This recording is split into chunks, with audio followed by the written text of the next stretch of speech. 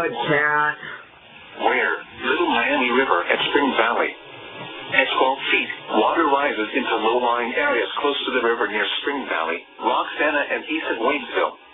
Water floods Corwin Road, as well as Waynesville and Middletown roads.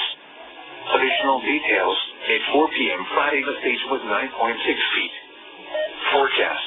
No forecast is available for this location. Flood stage is 11 feet.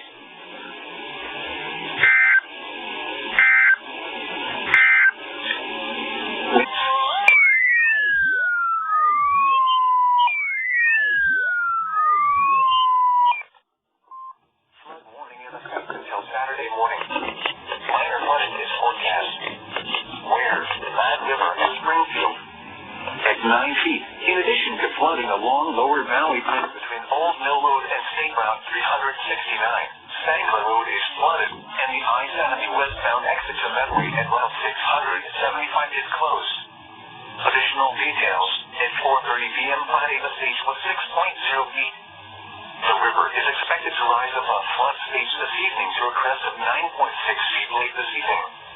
It will then fall below flood stage early Saturday morning. Flood stage is 8 feet.